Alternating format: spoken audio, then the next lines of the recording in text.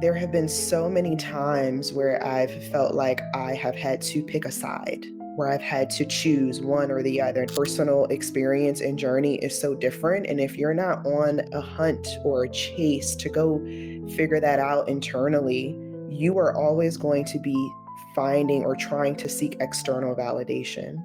Welcome to another episode of the Holistic Sister Circle. Today, I'm super excited to have our spirituality versus religion debate. And this is all about finding that happy medium. So, again, our goal is really to challenge narratives. We get so many questions about a lot of the different topics that are currently trending in the world right now. And I think it's important that not only do you understand where you stand, but you also understand what makes sense for you in the season that you're in and what makes sense for your family as well.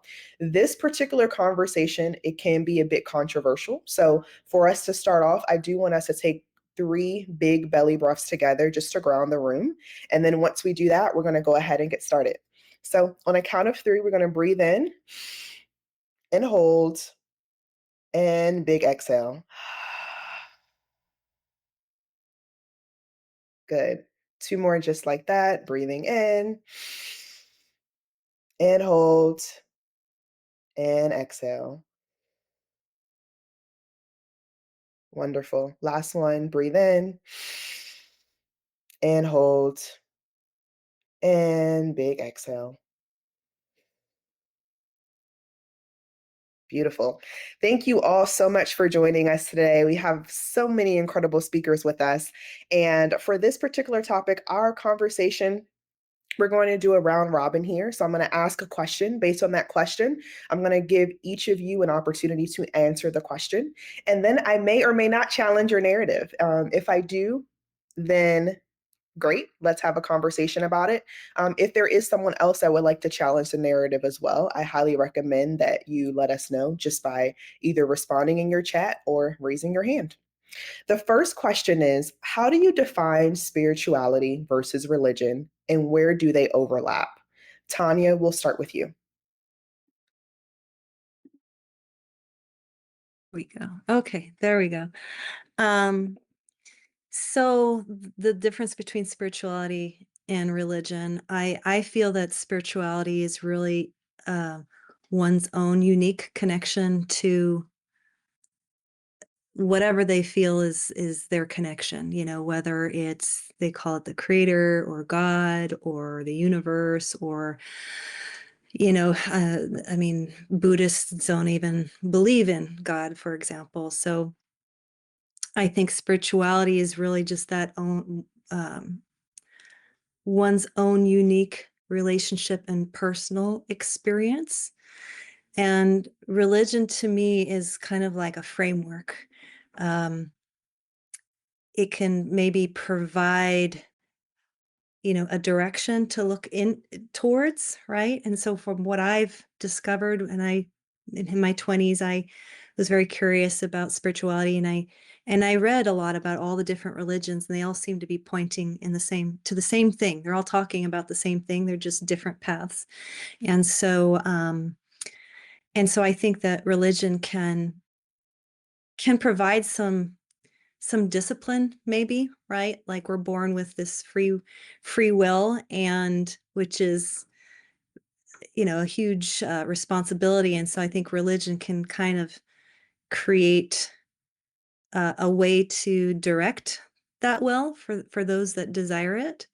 um so I think, spirituality to me is more connected to like mysticism and mystical experiences, and that interconnection, versus religion just being kind of more of like a framework, and I think it rises up out of culture and what's been shared over the millennia.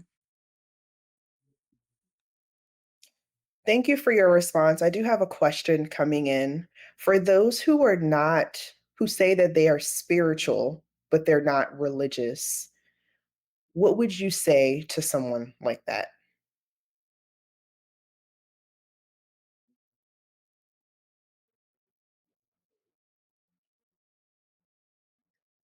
And anyone can answer this.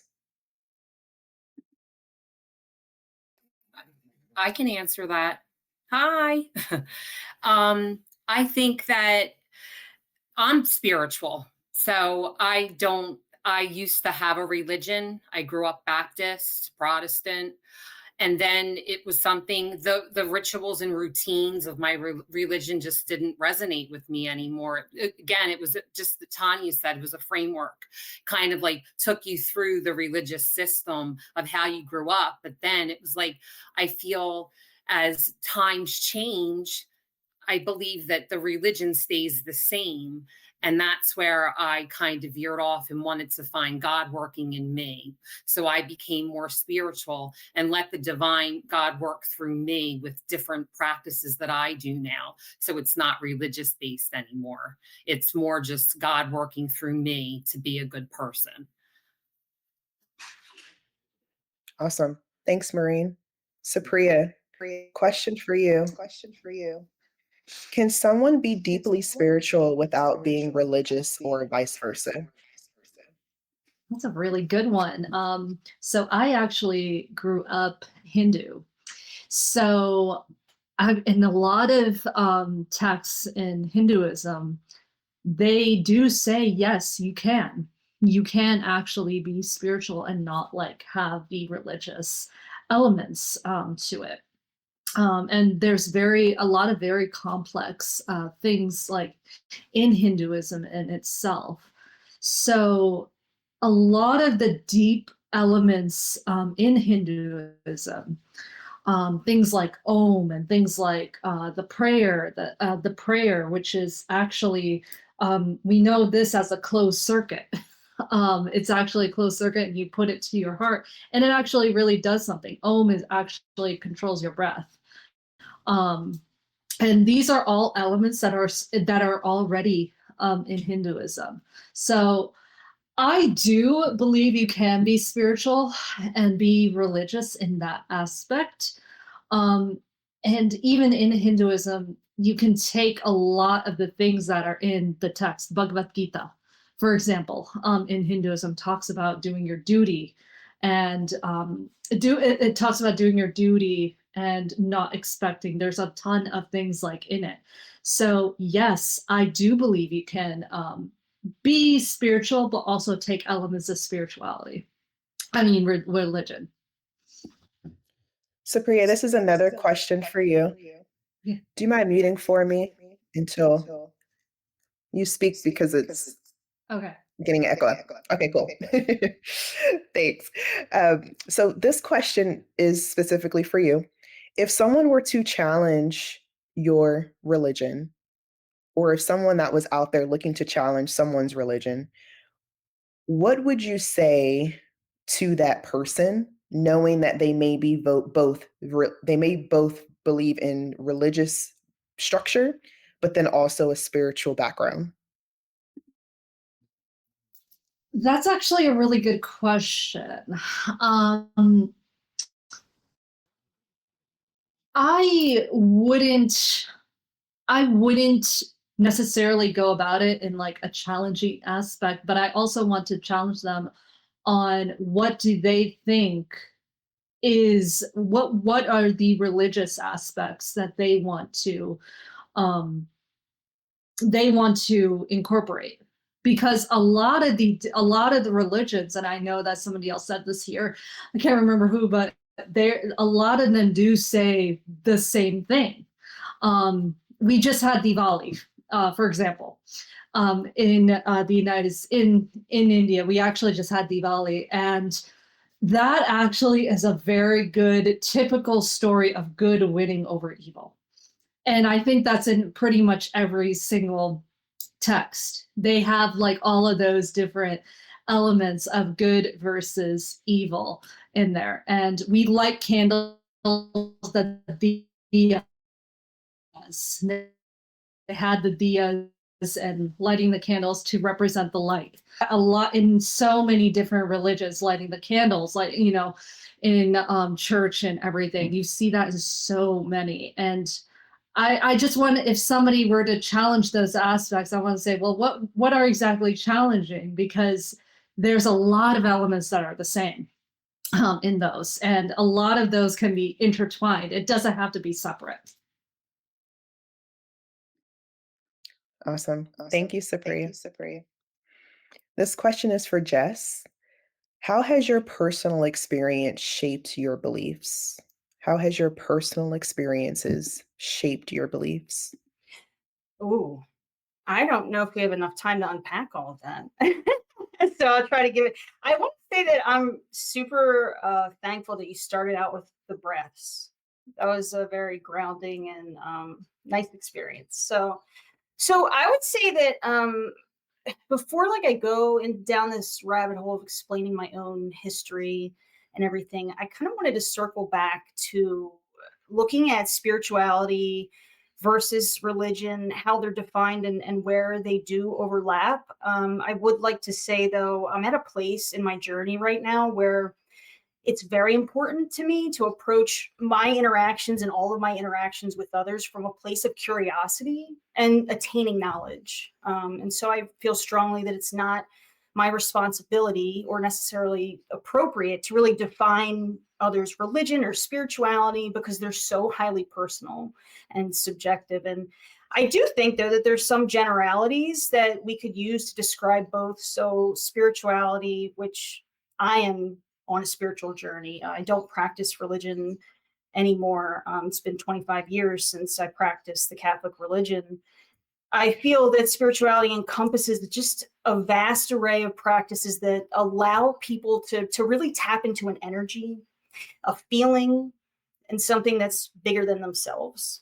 And some generalities that we can use to think about religion are, involving a set of beliefs or practices or rituals to worship and walk in one's own faith. And I'd like to say that I think that they overlap at this notion where both feel that there's a power that's greater than themselves. And I'd love to be able to get to a place where we see that they overlap in a place where both of them exist in peace and love. So those are some things that I wanted to share.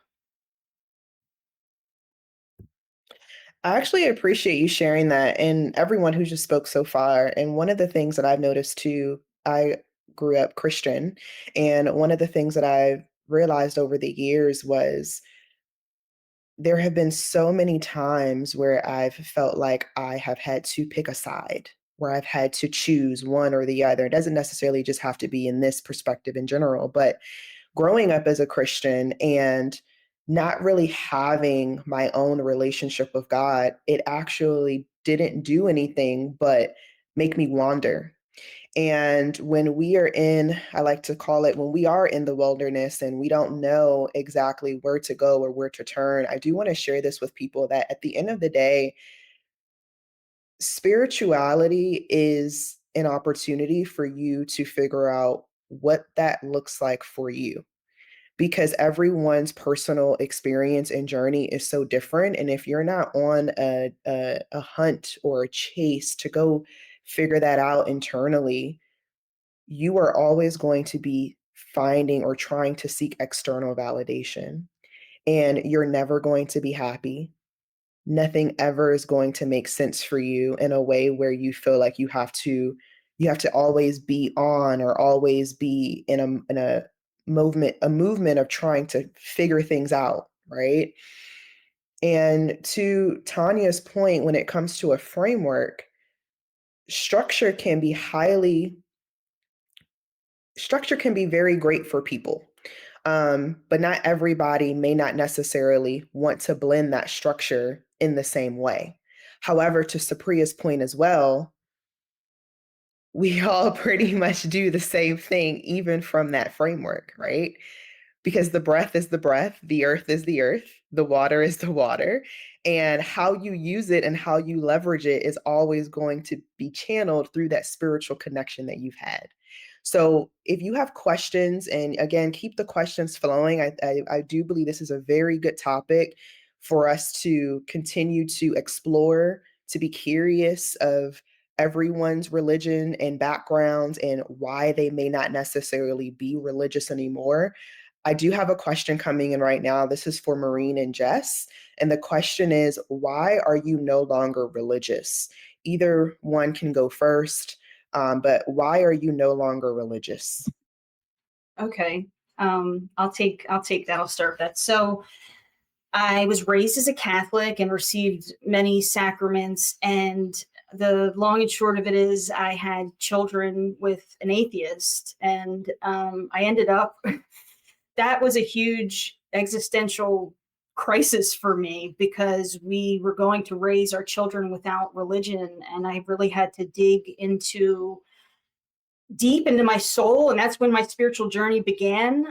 There was a lot of moral conflict for me, because there's so much obligation to the way that we're raised, and you begin to confront,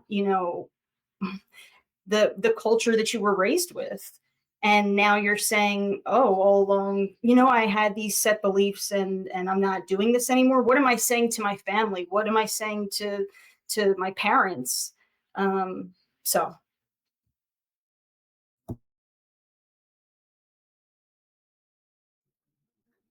Yeah, thanks, Jess. So I grew up, my parents took me to church when I was younger. I have three siblings. We all used to go to the Baptist church and the church, and every Sunday. And I remember back when I was younger, we stopped going. And my parents never said why, but they were judged because they wouldn't go a couple of Sundays, or if one of us was sick, people were starting to talk in the church about just being judged, and you need to go to church every Sunday and you have to follow. Well, the judgments really got to my parents, and that's when they decided to move on to we found back in the later 90s a church that brought all denominations together. This was a place where, like, everybody could practice being on a more spiritual level in the church. We practiced meditation in the church, and everybody that wasn't getting from their own religion, because of the strict routines, rituals that you go through when you're growing up in a religion, we found there. And that was the turning point for my family and I. And it was me, my twin sister, my parents went there, and they did workshops there, and we went inside and we just got quiet. And I think so much today, it's a lot of what's out there, and nobody goes in to get quiet anymore and really feel the spirit that's already in them, because it's not out there. And so I reside with that. I have a lot of my own routines regularly that I do that bring me, that bring out my spiritual side, and they really help me. So I don't necessarily have to go to church or have a religion to know that God's working inside me every day. And real quick, Maureen, when you're saying that and talking about, not having to go to church to feel that God, or a higher power lives inside of you, this, I feel like this, I connect deeply with nature. And when I hike and I'm alone with nature, for me, I strongly feel a presence of something so much bigger than myself. And it's something that I really never felt before when I was at church as a Catholic. So I just wanted to share that. Thank you. Thank you both for sharing. And one of the things I do want to mention here that I find very interesting, and this is actually going to be a question for Supriya while she's here. We'll talk more about backgrounds and what everyone does a little bit later. But for this question, one of the things that I tend to get in just community overall is when I do have these conversations, like with Jess was saying, with a higher power. So again, for me, I do believe in God, I do believe in Christ, but there are times where I've had conversations with people and they may have different spirits talking to them. They may have an encounter with someone that is maybe a little dark or maybe a little light. I don't know. I've never encountered that before. But when someone is having those type of spiritual connections, how can they determine if it is someone who they should actually connect with? And is this a journey that they should continue to move forward with from a spiritual perspective. And I'm going to share why I'm asking about Supriya in a second. But at first, I want you to share your background a little bit before you answer the question. Yeah, sure. So yeah, so my background, I have I have spiritual experiences since I was 4 years old. Had astral projection when I was like 4 years old. Went outside my bed, like saw myself outside my body. And ever since then, I've been seeing spirits. Had a bunch of spiritual experiences. And at 12 years old, my mother had her own spiritual awakening, which led all of us as a family to have our own awakening. And I've been doing this whole thing, and being involved in spirituality since I was 12. It's interesting that we came up with that this topic came up because I know we talked about struggling between religion and spirituality. I didn't have that much of like that divide, but my mother has, and she was deeply religious, and like went to the temple like every single week. And I went to our own Hindu version of Sunday school every week, and she had like an issue with that because she didn't think like you could intertwine both with that. But she did eventually become a Reiki healer, and I'm one too, and I became one as well. And like this all working with the chakras, in which is laid out in Hinduism and Buddhism, is what I work with now. And I work with shadows in people. So, and working with their healing and all that stuff, taking that out and manifesting. So yeah, this has been that whole journey has been involved since like I was 12 years old.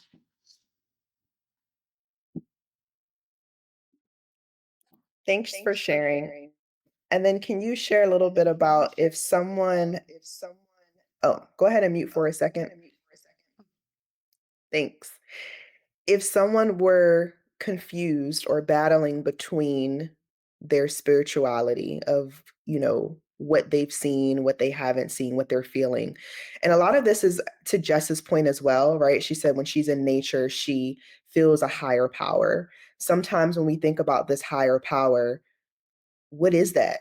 What is that? What could that be? And I'm curious to know, have you ever encountered, just working with clients or even with yourself or family members, where they've had to differentiate the type of spirits that they're actually aligning with? I love that you asked this because I was just in India for 5 weeks, and I was talking with my aunt, and she couldn't tell me what she was describing when she was at the temple over there. And in India, there's this ancient temple in Bangalore, in the neighborhood, Shivajinagar neighborhood, in Bangalore. One of the oldest temples, over like thousands and thousands of years old, over there. And she tells me every time she goes over there, and she's not really involved in spirituality, she's very religious though.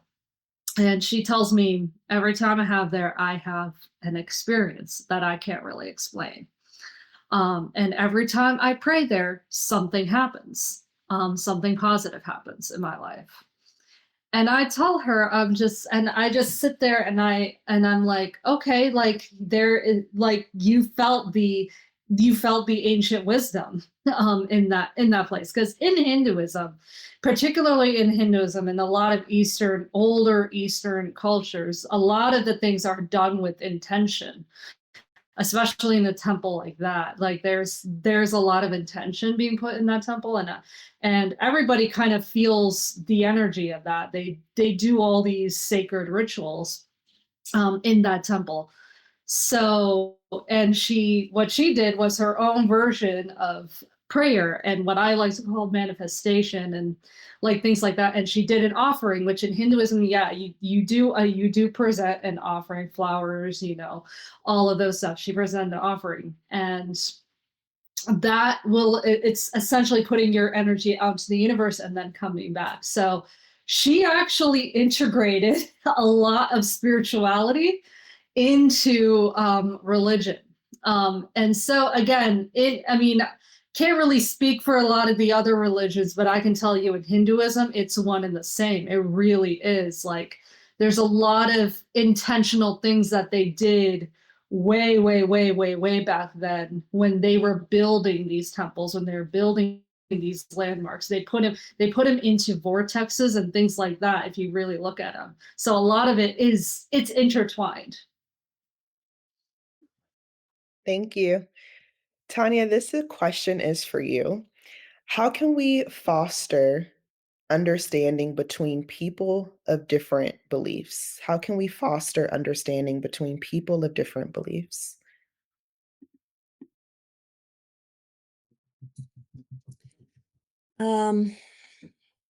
Fostering understanding. I think that I think we can overcomplicate things when it comes to people with different beliefs. I've had experiences where you can feel that you're bumping up against something, or a person's like closed-minded to something, right? Like they're like, nope, I don't believe that. This is my belief. And really all you can do in those situations is just, okay, I respect it.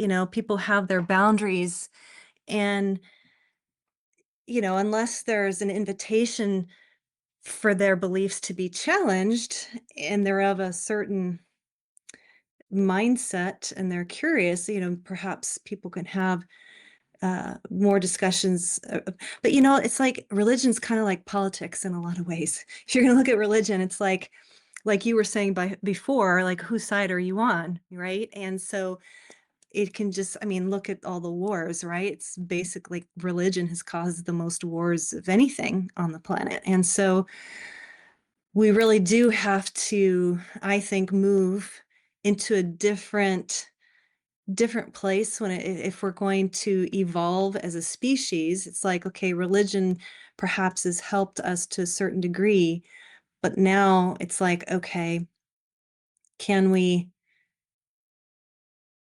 so back to your question, how can we be more tolerant and all of that? I think that if you can just strive to understand rather than to judge, and just see the person's, even just with intention, like, Supriya's talking about, intention is super powerful. So if you're having a discussion with somebody or a group of people that are different than you,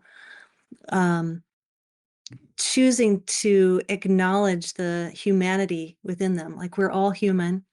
We all want peace. We all want love. We all want to belong. We all want to be understood. If we can just boil all of that, really, like, take religion and just kind of, forget all the rules, like, you have to bow in this direction, or you can't eat a certain thing, or, you have to pray so many times a day, or you can only wear this kind of a outfit, or, all those different rules. If you can go beyond that and just through the power of the heart, and I love, like, the Heart Math Institute has done so much research around the human heart. And so if we can kind of really tune more into that, we can coexist perhaps more peacefully, and just accept that we all come from different faiths and we all have different practices, and that there's nothing wrong with that, right? Like, there's unity in diversity. And so, yeah. Absolutely. Whoever else wants to chime in on this topic as well, please do. But one of the things I love what you said, Tanya, was at the end of the day, we all want peace and we all want love. And when you think about spirituality, that's what it's all about. It's about uniting people, meeting people where they are, having the conversations, and just being curious and being open-minded. And one of the things that made me think about this too was business, right? Everyone here is a business owner. And one of the things I think about is when you're entering someone else's business and you're leveraging their frameworks, those are their frameworks. That's their experience in their business.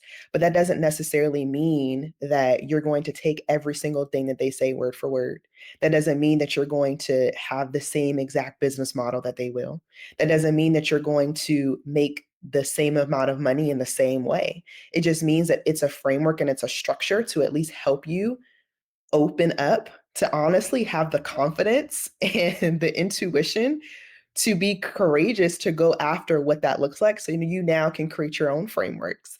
And I was thinking about this with Maureen's point where she says, well, I have rituals that I do that work very well for me. And I would love for you, to share that as well, because for those who are listening, you're going to find if you again continue to think about what everyone else is doing and have all of these external factors happening in your life and never getting to the root of your own spirituality and your own spiritual journey, it's going to be very difficult for you to stay grounded in anything. And everyone has something that they do that they continue to practice on a daily basis because it works for them. So I challenge anyone who's listening as well is as you're discovering what spirituality means to you and as you are figuring out what rituals make sense for you, also understand that the frameworks that you're choosing as well are just guidelines to help you along this spiritual journey as you continue to rediscover who you are and whose you are. So, I wanted to share that because I was like, that was right on time. But if anyone else has anything that they would like to share as well, please go ahead. So meditation is a big one in my life. I twice a day, once a day at least. It wasn't as much probably 6 months ago, but I've incorporated it so much more as I'm going through growing my business with Jessica, our life coaching business. And I'm just seeing just meditating every day. I have a daily word affirmation. It's very spiritual. My parents get me yearly subscription. I do yoga. I pray. I do personal prayers at the end of the day, during the day. But meditation is my big one. And actually nature, getting out and just enjoying the air, because we're all connected. We're connected with animals, we're connected with nature. If we all saw that we were connected and that we have so much to give in peace and love, and we were more accepting and we weren't always butting heads, Tanya, we would have so much more peace in this world if we just realized we just accepted each other for who we're all unique in our own way and our own practices. And what may be important for me as far as being spiritual, somebody else does something different. It looks like something different. Our practices are, all unique to what works for us. But meditation is a big one for me. Gets me quiet, gets rid of the distractions in our head. It grounds me. It's the end of the day and I lay down or I sit there and I'm like, and I just feel a world of peace after a day of busyness or worry. It clears my head and I go into a good sleep. That's so true. We have someone that just entered the chat. Spirituality is totally individual, which is so true because I will tell you, like, me meditating was very hard. My mind would be all over the place. I couldn't focus, right? It was something that had to be practiced consistently and then going in with an intention too. So for those who maybe you don't meditate, maybe you want to, right? These are just some different tools and things of that to help you get into the state of being intentional so that you can figure out what that spiritual journey and that awakeness looks like for you. Would anyone else like to share on this topic before we move on? I would.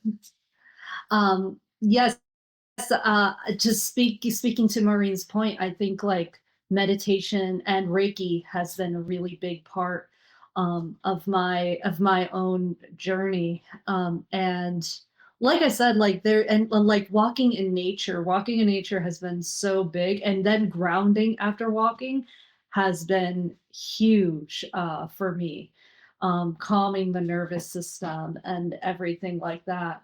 And it's funny because if you do go into Buddhism and Hinduism, you will see and actually read what they do in those texts. They will talk about things like walking. They will talk about things like meditating and counting breath and doing what you feel like you're supposed to do at the soul level. And they talk a lot about connecting with that inner that soul, that inner soul. So which I always find interesting as well. So doing things, and then breath work, Om is such a huge part, and then the different chakra chants, which I like to do as well, are huge in centering as well. Yeah, this is so good. I've learned this from myself, well, as well. One of the things that I've learned is when you actually sit down and you kind of study your body, like when you're going through this, whether you're going through, I'm trying to think of something. So say for example, you're on a sales call, right? And on this sales call, you're having like your stomach is super tense, or you feel super overwhelmed or heightened, right? That can be a moment where you may need to take a step back and to have those moments of breath, or to maybe go out for a walk in nature. And I share these moments because I think it's important that we do study our bodies on a daily basis. How is our mood when we're entering this conversation? How is our mood when we're doing this task or this chore? And allowing that to help guide you on what aspects you or tools you may need to do. Maybe you've never tried breath work, and maybe now is a great time to do it, right? Amara says, what place does religion have in the modern 2025 and beyond world? Does it need to expand its scope? This is a really great question. And anyone who wants to answer can. Just make sure everyone else mutes. I would love to answer that. So I there's a Zen Buddhist teacher, his name's Adyashanti, and he talks a lot about consciousness. And one of the things he said that really struck me, that was really powerful, is that consciousness is always expanding, right? It's always moving towards the unknown or the dark or what's not yet been illuminated. And so this idea that religion is something that's always going to stay the same, it's an impossibility, right? I mean, just if we zoom back and look at the whole history of humanity, you can see how religion has birthed other religions and other religions, and it too is connected to the everything, right? And so there's a and I'd like to bring up the word evolution as well, because evolution, consciousness, I think it's kind of one and the same thing, in that we're on a trajectory of evolution, which is much bigger than any single one of us, right? And so we're here in this body, in this life, in this time, having this particular experience. But to ask, when you ask the question, okay, is religion something that needs to change or dismantle or turn into something else? Of course it's going to at some point, uh, who knows, maybe thousands of years from now, religion won't even be something that exists.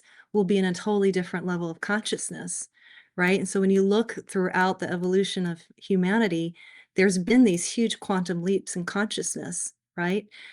Starting from the kind of first humans to discovering agriculture, to then, you know, um, kings and queens and the pharaohs and all of that, and then to um, industry and inventions and electricity, and so each time it's like there's this quickening, and there's this, and so we're at this stage right now where it's like we're kind of, what feels like to me, I'd be curious to see what you ladies think, but we're kind of entering this, like, the quickening and this point in humanity where it's like, okay, we're coming to that edge of, and this is what I feel, maybe not everybody feels it, but we're coming to this edge of, like, okay, what's next? There's a lot that isn't working, right?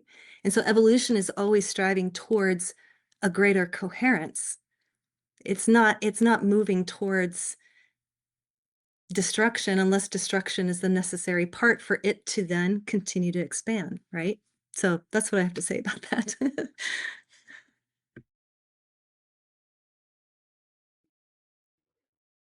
Awesome. Thank you. Is anyone else want to share on that topic? It actually leads into my next question as well.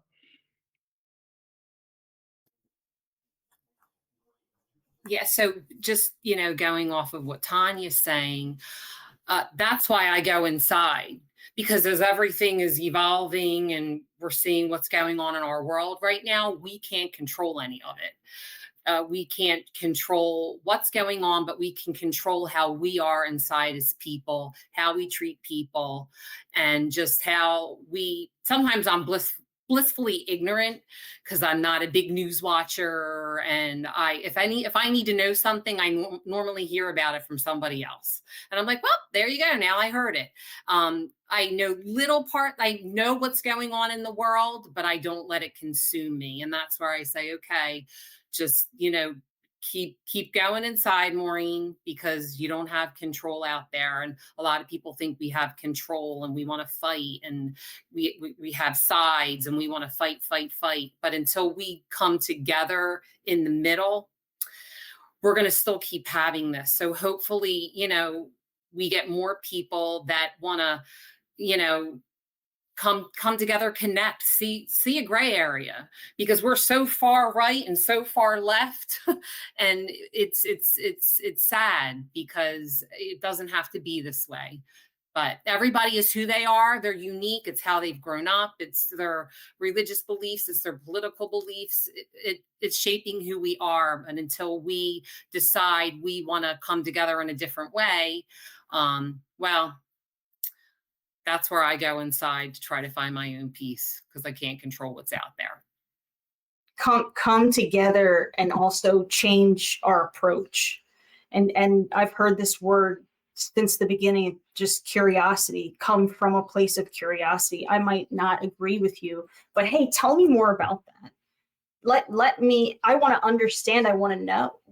Because sometimes we find out, it's just like you talked about, consciousness and expansion.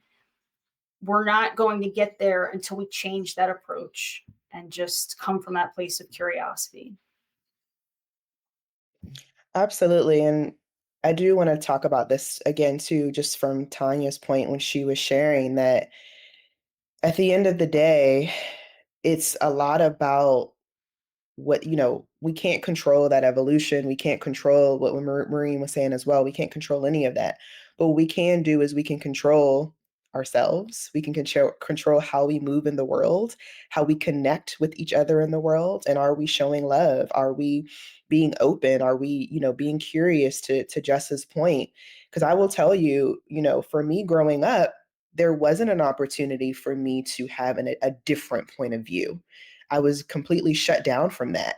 So I had to learn, okay, if I have a different point of view, does that mean I have to be quiet? Does that mean that I can't talk? Does that mean that, what I'm saying doesn't matter? So I had challenges with that, and I had to grow through that and have my own experiences to realize, wow, that person just was really just closed off to being curious. They were closed off to a different point of view.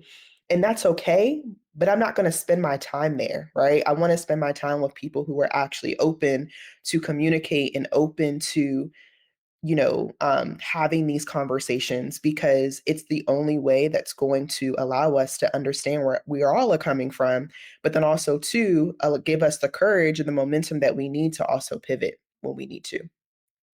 So I appreciate this. My last question for everyone, I would love for everyone to answer this one, is what does it mean to live in alignment with your faith in today's world? What does it mean to live in alignment with faith in today's world? Live your truth. When you're living your truth and it feels right and everything, your actions align with your values, when you're living your truth, there's your alignment. Whatever that is for you.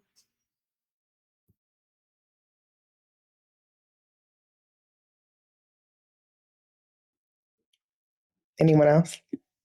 Anyone else? Yeah. I would like to add on to that is walking with true authenticity, and doing things and not controlling the outcome of what would happen with that, and not controlling and not putting a power outside of yourself either, like knowing that you have the power. I think that's like going to be the best thing, and then intertwining, learning how to take those different parts of your faith and intertwining that with your spirituality too. And that was something that I had to learn quite a bit over the last 5, 6, 7 years, in that. And it wasn't too much of a challenge, but stepping into the authenticity and being scared of what people originally thought of my spirituality was more of the challenge than anything. Yeah, and I'll add to that too, with the authentic piece and, trust is to give yourself the grace and the freedom to change, you know, because I certainly have had experiences where I choose something to follow and I think, "This is it. I found the answer." And you're on that path and you're on that path, and suddenly you're like, "Oh, wait, this isn't the answer." And you have to be willing to be like a baby again and like finding your footing. And so, yeah, especially in today's world, how do you keep having the faith? Yeah, and I think everyone kind of pointed to practices that keep you connected to yourself because there's so many distractions. There's a lot of noise, you know, things are speeding up, technology is exploding, and it's happening so fast. Like, the mind can just get overwhelmed. And so, rooting ourselves back into staying connected to our bodies and just the power of simplicity and the power of rest and the power, realizing that time is an illusion, um, and that you have plenty of time to live your life. You have plenty of time to discover who you are, and just trusting in that. Great. I love, this is amazing. You ladies are amazing. I just want to also say that be the change you want to see. We're so busy trying to say, you should do this, you should do that, and then things will change. Nope, doesn't work that way. If we're the changes that we want to see, then everything will change around us. Maybe not at the time we want, but it definitely will. And we have to be patient, and we have to be kind to ourselves. We have to be true to ourselves, and we just have to stick with the routines that work through us daily to keep us going on that peaceful, loving path. Absolutely. Well, thank you all. This has been fantastic. Before we end, I would love for each one of you just to share who you are, what you do, and again, everyone's information will be in the description notes of this episode, so you can go check their profiles out and connect with them further. But just give us a little general, quick sentence about who you are and what you do. Maureen, we can start with you. Hi, I'm Maureen. I'm a mindset and identity life coach. And we are on Facebook because Jess is my business partner. We are called Growth Catalyst. We're on LLC. And we also just started our own group called Next Chapter Women. And that's on Facebook too. Awesome. Jess?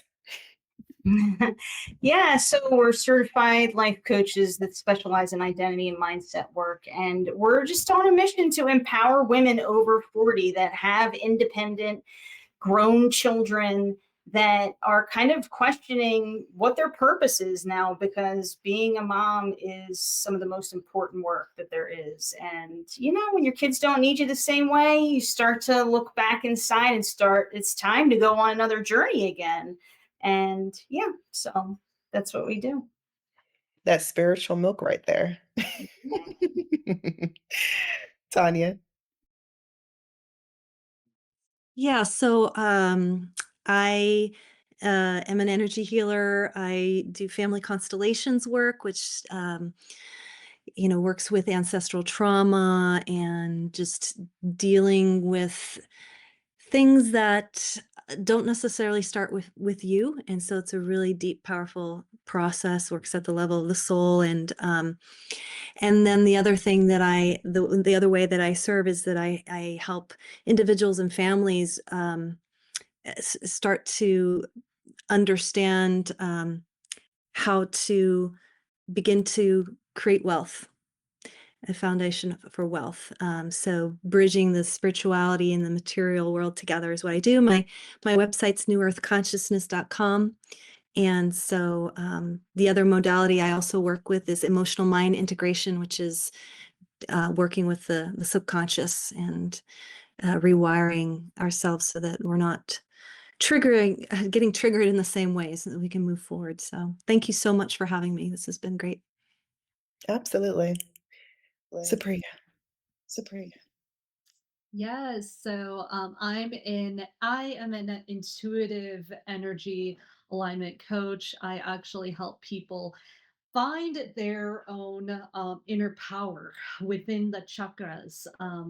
I actually can see chakras in people, see where they're energetically at. And what I do is I see what their attachments are, what the shadows are, and I work with people to help clear them and heal them and help them create anything that they want in their life, creating their best reality, whether it's abundance, whether it's finding their own empowerment, finding their own self-love, and everything that they truly want and desire is, and I help them do that through the chakras. I'm at Supriya the Healer, one word, Supriya, Supriya, the Healer, and my website is thespiritdigital.com. Amazing. Thank you all. Supriya, mute for me. Thank you. Thank you all for being here. And again, we are here every single week at 2 p.m. Eastern.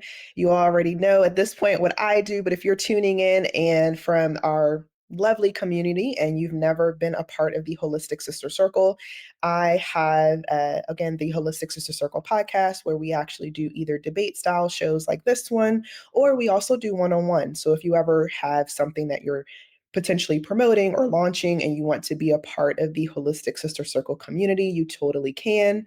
I also have Podcast Playground for female entrepreneurs. So those who would like to start their own show, start their own community, and leverage it through voice, I will help you do that as well through using or leveraging podcasts to build influence and sales. So super excited for everyone here. Thank you all so much for joining. Until next time, we'll see you next week.